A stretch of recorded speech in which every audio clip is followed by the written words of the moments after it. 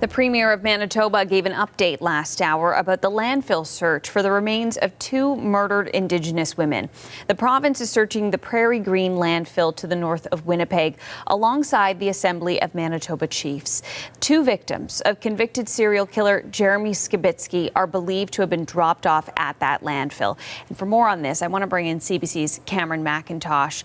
So, Cam, we know that searching this landfill was a key campaign promise of Premier Wab Kinew, and they're making progress here with this update that they are working their way through the stages of a 5-stage process. Yeah, this has been a long process here in Manitoba. In many ways, it's been a social process, a moral process, and a political process. And what we're hearing today from the Premier of Manitoba is that final prep work at that landfill site is currently underway. And what that means is basically they've identified an area of the landfill where they want to excavate. It's about 2 hectares square and about 10 meters down. Topsoil, or the material that's on top of that right now, is being removed while a temporary sorting facility is still being built. Now, this is to find remains of 2 women, Morgan Harris and Marcedes Myran. It's believed that parts of their dismembered bodies were transported to that landfill more than 2 years ago. So this is material that is packed down into the earth.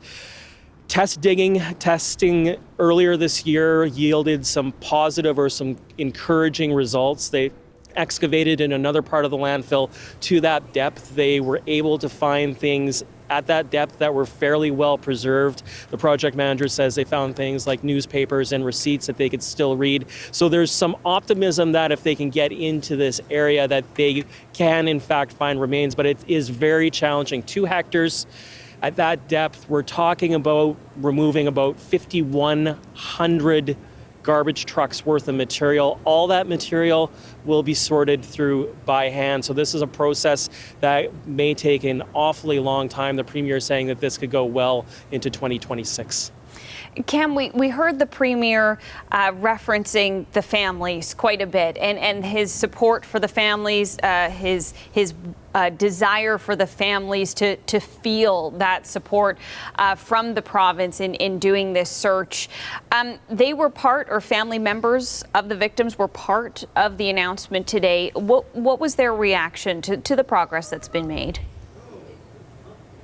Well, they've gone from extremely skeptical and extremely angry to extremely supportive. And this has been a long political process here in Manitoba. Basically, from the day where Winnipeg police said that they believe that the remains were in this landfill, the families have been fighting to get a search going. And with the previous government, they met resistance. It actually became an election issue here in Manitoba. The government changed partially on this issue, but on others as well.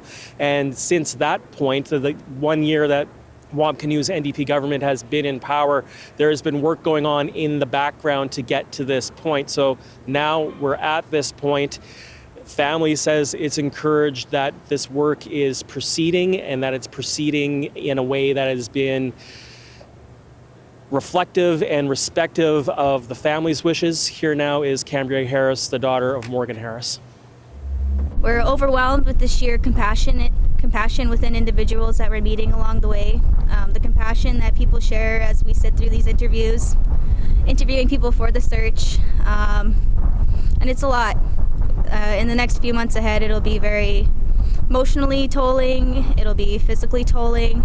It's been 2 years now that my mom's been laying in a landfill, as well as Marcedes Myran, and that's 2 years too long. But for our families, we're finally seeing that light at the end of the tunnel.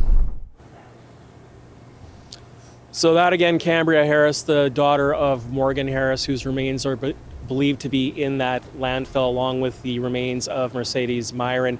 Again, the province saying that it hopes to get to the point where it's excavating and sorting through target material here sometime in early December. Of course, all that contingent on the weather, as final prep work at that site is underway. Okay, Cam, thanks so much. That is the CBC's Cameron McIntosh.